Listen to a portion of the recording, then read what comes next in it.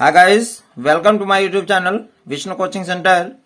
प्यारे दोस्तों, आज हम लोग गणित कक्षा 10 प्रश्नावली 11.1 रचनाएं में प्रश्न नंबर 7 पढ़ेंगे। जैसा कि आप जानते हैं कि रचनाएं बहुत ही इंपॉर्टेंट हैं परीक्षा के दृष्टिकोण से। आप लोगों को मैंने 1 से लेकर के 6 तक क्वेश्चन बताया और बहुत ही अच्छे समझ में आए होंगे। तो प्रश्न नंबर 7 पे हम ध्यान देते हैं। जैसे कह रहा कि एक समकोण त्रिभुज की रचना कीजिए जिसकी भुजाएं कोण के अतिरिक्त। अब बात ये आती है समकोण त्रिभुज क्या होता है। ध्यान दीजिएगा, जैसे एक कोई रेखा मैंने खींचा और सीधा ये लंब खींचा, ये क्या होता है समकोण, ये 90 डिग्री होता है। समझ में आया। अब यहां पर जो है हमें कह रहा है कि एक समकोण त्रिभुज की रचना कीजिए जिसकी भुजाएं कोण के अतिरिक्त ये कोण होता है। आपको पता होना चाहिए, त्रिकोणमिति भी मैंने आपको पढ़ाया। जैसे ए, बी और सी मानिए, जो ये सबसे बड़ी भुजा होती है उसे हम कोण कहते हैं। क्या कहते हैं? कोण। तो कह रहा है कोण के अतिरिक्त 4 सेमी तथा 3 सेमी, 4 सेमी तथा 3 सेमी लंबाई, इसे हम लंब कहते हैं। क्या कहते हैं? लंब कहते हैं। यह कोण होता है और यह लंब होता है। तो लंबाई हमारा कितना दिया है? 3 सेमी। ठीक, इसका मतलब जो 4 सेमी है वह क्या है? आधार है। तो सबसे पहले हम 4 सेंटीमीटर खींचेंगे। ठीक है दोस्तों, तो सबसे पहले हम 4 सेमी की एक रेखा खींचते हैं। यह 4 सेमी का एक रेखा हो गया। ठीक है, समझ में आया। अब इसका नाम दे दीजिए, कोई भी अपने मन से दे सकते हैं। मान लीजिए मैंने दे दिया बी और ये क्या हो गया? सी, बी सी। समझ में आया। अब कह रहा है एक समकोण त्रिभुज की रचना कीजिए, यानी अब इस पर हमको समकोण बनाना है। क्या बनाना है? समकोण। आपको कोण बनाना मैंने एक पार्ट में सिखाया है, वह वीडियो आप शुरू से अंत तक देखिएगा, निश्चित रूप से समझ में आएंगे। फिलहाल हमको समकोण बनाना है। तो जब समकोण बनाना है तो आप सबसे पहले बी पर चाप रखो और कोई भी अपने मन से एक दूरी लो। बी को केंद्र मानिए और केंद्र मान करके एक अर्धचाप खींचे।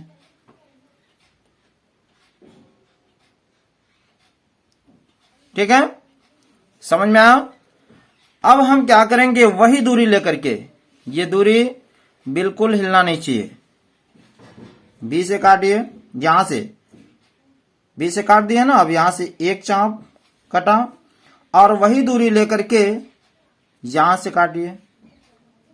ठीक है, सेम यहां से, फिर यहां से ऐसे काटिए और फिर एक बार यहां से एक बार चाप काटिए। कटा? कोई दिक्कत नहीं है। अब हम क्या करेंगे, इसको मिला देते हैं।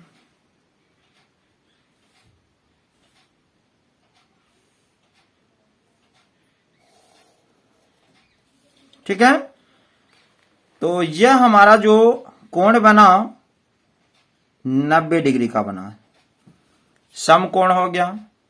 समझ में आया। अब हम क्या करेंगे, कह रहा है कि 3 सेमी लंबाई, यानी 3 सेंटीमीटर की लंबाई हमें लेना है। तो प्रकार की सहायता से आप 3 सेमी की लंबाई लीजिए। देखिए यही 3 है ना, 3 सेमी लंबा एक मान लीजिए।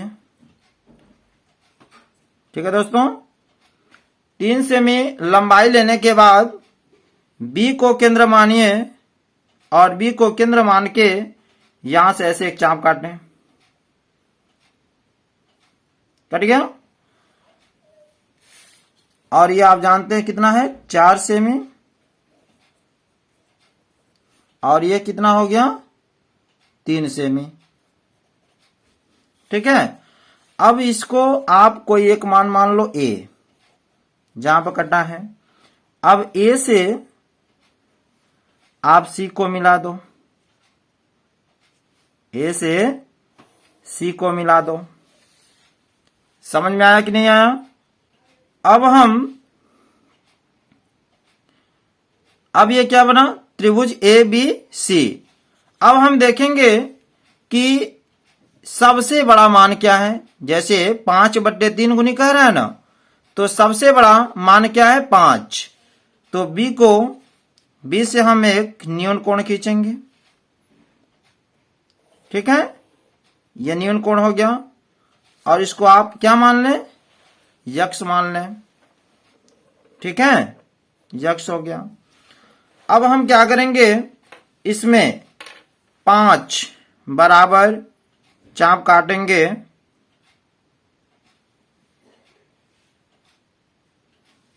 1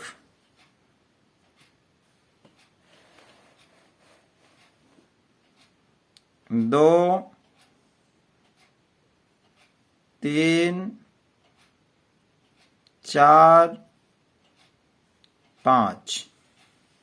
ठीक है, इसको आप मान लीजिए क्या हो गया, B1 B2 B3 B4 and B5।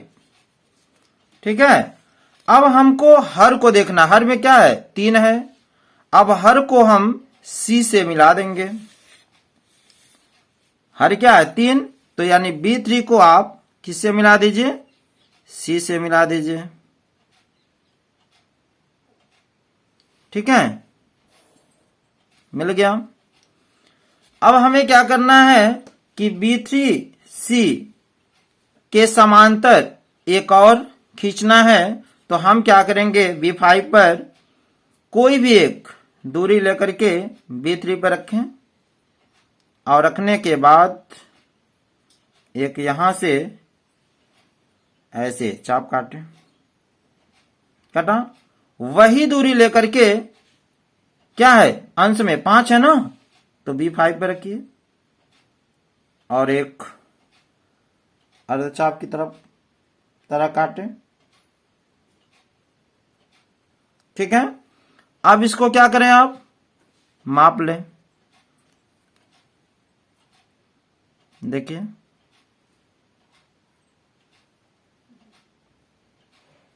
ठीक है, माप लिए। अब मापने के बाद यहां रखें और इसको ऐसे काट दें। काटा, ठीक है, और इसके बाद आप सी को बढ़ा दीजिए। सी वाली भुजा को क्या करिए, बढ़ा दीजिए। बढ़ गया, और B5 से यहीं काटा है ना, ऐसे आप क्या करें, मिला दीजिए। मिल गया। अब जो है AC के समांतर खींचना है। सेम वही प्रक्रिया, एक अपने मन से कोई भी एक दूरी लें, और लेने के बाद C पर प्रकार रखें, और रखने के बाद ऐसे एक चाप यहां काटें। सेम वही दूरी लेकर के इसको आपने क्या माना, D मान लीजिए, और D पर वह सेम दूरी लीजिए और ऐसे घुमा दीजिए। उसके बाद क्या करेंगे, इसको माप लीजिए। देखिए,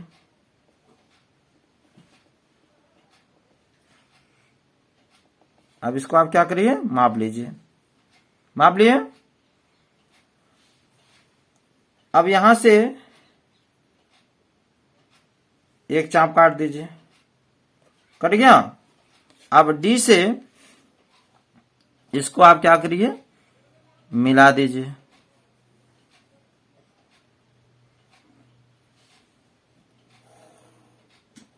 ठीक है ना, ये थोड़ा और बढ़ा दीजिए, और इसका नाम क्या दे दीजिए, ई दे दीजिए। ठीक, अब यह हमारा क्वेश्चन कंप्लीट हुआ। अब इसमें हम रचना के चरण देखते हैं। रचना के चरण में देखिए, जैसे जैसे आपने फिगर बनाया वैसे वैसे सेम लिखना था। BC बराबर 4 सेमी का एक रेखाखंड खींचा गया है।